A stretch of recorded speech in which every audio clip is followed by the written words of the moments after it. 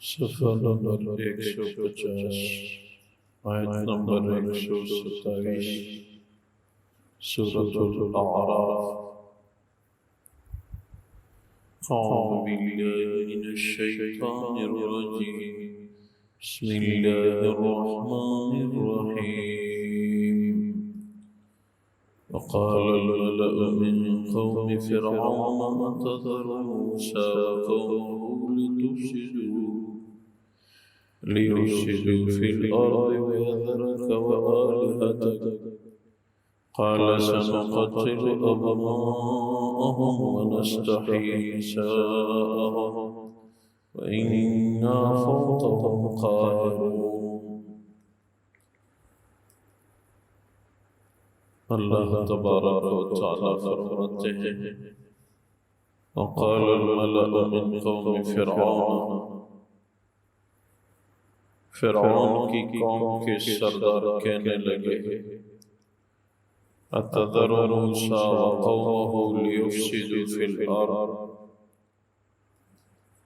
کیا آپ موسیٰ علیہ السلام اور اس کی قوم کو آزاد چھوڑ دیتے ہو کہ یہ زمین میں فساد کریں، وَيَذَرَكَ وَآلِهَتَكَ، آپ کو اور آپ کے معبود کو چھوڑ دے۔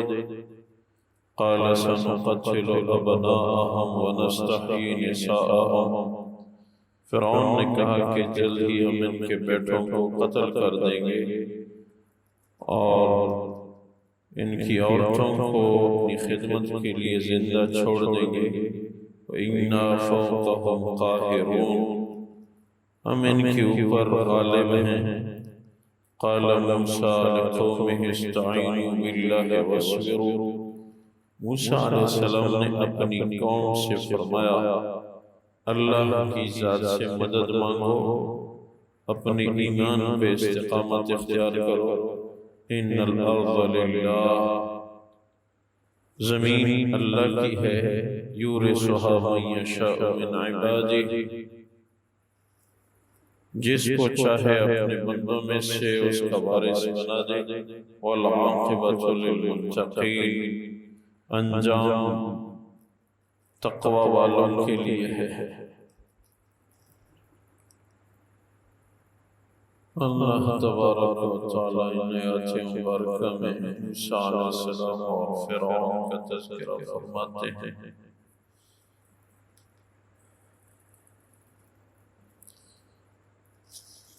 فرعون کے وزراء کہنے لگے کہ آپ نے ان کو چھوڑ دیا ہے، یہ زمین میں فساد پیدا کر رہے ہیں، یہ آپ پہ بھی ایمان نہیں رکھتے اور آپ کے معبود کو بھی نہیں مانتے۔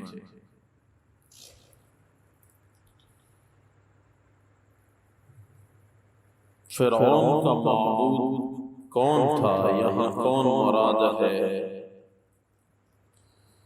مفسرین نے لکھا ہے کہ فرعون کے گھر میں ایک گائے تھی، اس کی عبادت فرعون کرتا تھا۔ وہ گائے کی عبادت مراد ہے، اور فرعون اپنے خصوصی بندوں کو بھی اپنی عبادت اور اپنی گائے کی عبادت کا کہا کرتا تھا۔ فرعون نے جواب میں کہا کہ میں ان کے بچوں کو قتل کروں گا اور ان کی عورتوں کو زندہ چھوڑ دوں گا، ہمیں ان پہ غلبہ حاصل ہے، ہمیں ان سے کوئی خوف نہیں ہے۔ یہ فرعون کا بیان اپنی قوم کے لیے ہے۔ جواب میں موسیٰ علیہ السلام کا بیان اپنی قوم کے لیے کیا رہا؟ استعینوا باللہ واصبروا علی الایمان، ان الارض للہ یورث من یشاء، یہ موسیٰ علیہ السلام اپنی قوم کو فرمایا کرتے تھے۔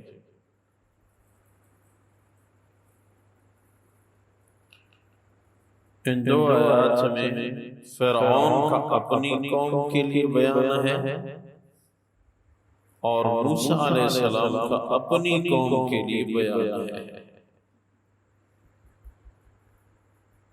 دونوں میں فرق ہے۔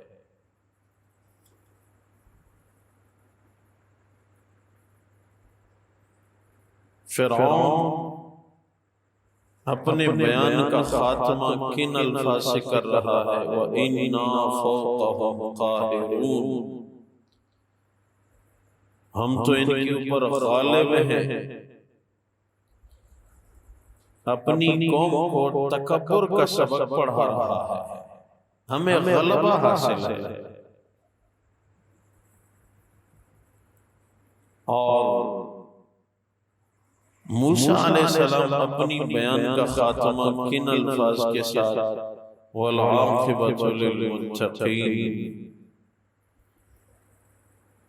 بہتر انجام تقوی والوں کے لیے ہے۔ بالآخر کامیابی ہے تقوی والوں کی۔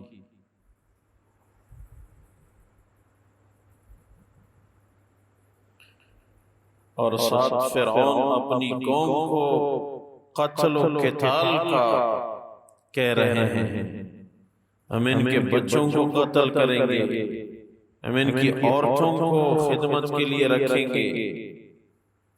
انانیت کا بیان ہے۔ اور موسیٰ علیہ السلام اس کے مقابلے میں اپنی قوم کو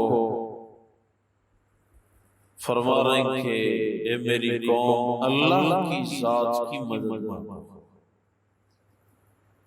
اور دوسری چیز وَاصْبِرُوا، صبر کرو۔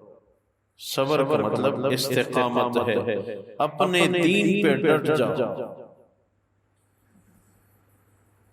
وہاں قتل اور اپنے ماتحت بنانے کا حکم کر رہا ہے، اور موسیٰ علیہ السلام اپنی قوم کو اللہ کی مدد اور اپنے دین پہ ثابت قدم رہنے کی تعلیم دے رہا ہے۔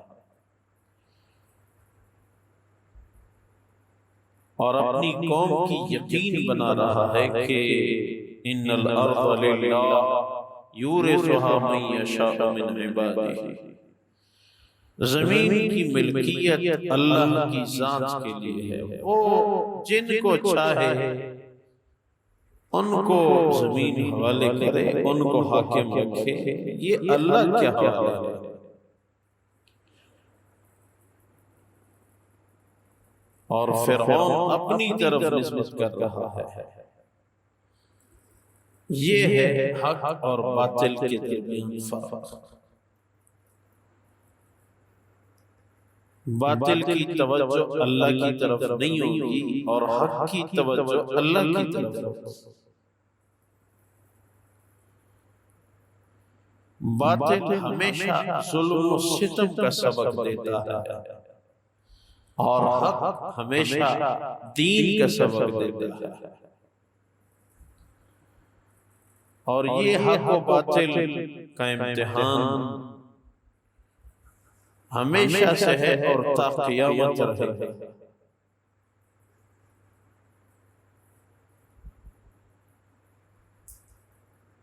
امتحان میں کامیاب کون ہوتا ہے؟ جو اللہ کی ذات کی طرف متوجہ رہا، اللہ کی ذات کی طرف متوجہ ہونا۔ انسان پہ غم اور خوشی کے ایام دنیا میں ضرور آتے رہتے ہیں، مگر قرآن حدیث کی تعلیم کیا ہے کہ ہمیشہ اللہ کی ذات کی طرف توجہ ہو۔ یعقوب علیہ السلام پہ مشکل حالات آئے، ایک بیٹھا پھر پیچھے دوسرا بیٹھا غائب، انما اشکو بثی وحزنی الی اللہ، یا اللہ میں اپنے غم اور پریشانی کا اظہار آپ کے سامنے کر رہا ہوں۔ جب اللہ کی طرف انسان کی توجہ ہو جائے تو پھر اس کا فائدہ یہ ہوتا ہے کہ اللہ غم کی حالت کو خوشی کی حالت میں تبدیل فرما دیتے ہیں۔ ایک ہی چیز بظاہر غم کا ذریعہ پھر بعد میں خوشی کا ذریعہ، سب کچھ ہے اللہ کے قبضے میں، مگر انسان کی توجہ اللہ کی طرف ہونی چاہیے۔ یعقوب علیہ السلام کے لیے سب سے بڑی پریشانی اس قمیص کو دیکھ کے ہوئی تھی جو ان کے بھائیوں نے وہ خون آلودہ بنا کے پیش کی کہ یوسف کو بھیڑیا کھا گیا اور یہ اس کی قمیص ہے۔ قمیص کو دیکھ کے پریشانی، اور پھر عرصہ دراز بعد یوسف علیہ السلام کا بھائی بھاگتا ہوا قمیص لا رہا ہے تو یعقوب علیہ السلام فرما رہے ہیں کہ مجھے یوسف کی خوشبو آ رہی ہے۔ قمیص اس کے چہرے پہ ڈالی گئی تو خوشی کا سما بن گیا، قمیص غم کا ذریعہ اور پھر قمیص خوشی کا ذریعہ۔ موسیٰ علیہ السلام کو اپنی ماں نے پانی میں چھوڑا، بظاہر ہلاکت کا ذریعہ نظر آ رہا ہے، لیکن اس پانی سے اللہ نے اس کو نجات دی اور اس کے دشمن کو پانی کے ذریعے ہلاک کیا۔ بظاہر پانی خطرہ تھا موسیٰ علیہ السلام کے لیے، اللہ نے اس خطرے سے نجات دی اور اسی چیز کو فرعون کے لیے خطرہ بنا دیا۔ یہ اللہ کی عجیب شان ہے۔ اللہ دکھاتے ہیں عمر فاروق رضی اللہ تعالیٰ عنہ تلوار اٹھا کے اللہ کے رسول کو قتل کرنے کی نیت سے نکلے، بظاہر اس کی تلوار اللہ کے رسول کے لیے شدید خطرہ ہے، کیونکہ پکا عزم میں اللہ کے رسول کو قتل کروں گا۔ اللہ نے اس کے قلب کو تبدیل فرمایا، عمر کی تلوار ہر میدان میں اللہ کے رسول کے جسم کی حفاظت کا ذریعہ بن گیا۔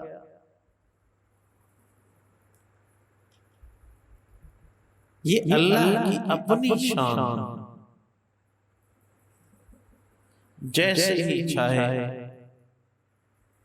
حکم فرمائے اسی طرح ہو جاتا ہے۔ ایمان والوں پہ حالات آتے رہتے ہیں، اس سے عالم دین سے بات چیت ہوئی تو فرمانے لگے کہ امت کو تسلی دو، امت کو اعمال پہ لاؤ، امت آج مشکل شدید ترین حالات سے دوچار ہے، اور حالات ہماری اوپر کیا آ سکتے ہیں کہ ہماری جو مین عبادت کی جگہ ہے وہ بند ہے، جہاں جا کے ہم کعبے کے غلاف کو ملتزم پہ چمٹ کے روئیں، اللہ سے مانگیں، جیسے بچہ اپنے باپ کے دامن کو پکڑ لیتا ہے، روتا ہے مجھے دو مجھے دو، وہ چیز مل جاتی ہے۔ ایسی مثال کعبے کے غلاف کی ملتزم کی ہے۔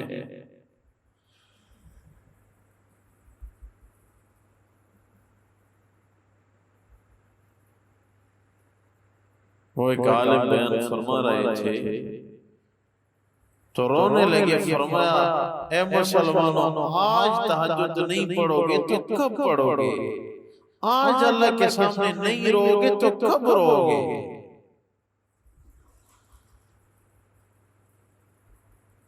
اور عالم کفر ایک ہو کے مسلمان دین قرآن کے لیے منصوبے بنا رہے ہیں۔ بس ان حالات میں کیا ہے؟ بس یہی موسیٰ علیہ السلام کی جو دعا ہے، استعینوا باللہ واصبروا، کہ امت کو تعلیم کیا ہے بس اللہ کی مدد مانگو، اللہ کے سامنے رو، اللہ امت کی مدد فرما، یہ امت تو آپ کے حبیب کی ہے، سید الانبیاء کی امت ہے اللہ، اور اپنے دین پہ صبر ثابت قدمی یہ بہت زیادہ ضروری ہے۔ اگر مسلمان اپنے دین پہ آ گیا، مسلمان پوری دنیا میں غالب ہو کے رہے گا، خود بھی عمل اور دوسروں کو بھی عمل کی تعلیم، یہ بہت زیادہ ضروری ہے۔ عمل بہت زیادہ ضروری ہے۔ ہم ہیں مسلمان، ہمارا ایمان ہے قرآن پہ، اللہ کے رسول پہ، اللہ کی ذات پہ، اور پھر عمل میں وہ درجہ نہ رہے تو اس کی برکت بھی نہیں ہوگی۔ اس لیے ضرورت اس بات کی ہے کہ دل میں یہ فکر ہم لیں کہ میں نیک اعمال پہ آ جاؤں اور امت کو نیک اعمال پہ لے آؤں، بس پھر امت کے متعلق خیر اور عافیت کے فیصلے ہوں گے۔ اس لیے میرے پیارو، ہم سوچیں مہینہ گزر گیا، آج 1 تاریخ ہے، تو میرے اعمال میں کمی آ گئی یا زیادتی آ گئی؟ کیا ترقی میری ہو گئی؟ زندگی تو بہہ رہی ہے، پگھل رہی ہے، 1 مہینہ گزر گیا، میں نے کیا ترقی کی؟ اگر ہم سوچیں کہ پچھلے مہینے میرے اعمال برے تھے، ابھی اچھے ہیں، تو شکر اور آگے بڑھنے کی کوشش، اور اگر یہ خیال ہے کہ پچھلے مہینے تو میرے اعمال اچھے تھے، اب تو میرے اعمال اس معیار کے نہیں ہیں، تو استغفار اور ترک گناہ۔ بعض اکابر فرما رہے ہیں کہ امت مسلمہ سے اعمال کا شوق نکل رہا ہے، مسلمان برائے نام نظر آ رہا ہے، برائے کام نہیں ہے، برائے عمل نہیں ہے۔ امت کو اعمال دلایا جائے، اس بات کی بڑی ضرورت ہے۔ باقی رہا یہ مسئلہ کہ دنیا کا نظام، تو دین میں ہم آئیں، دنیا خود آئے گی،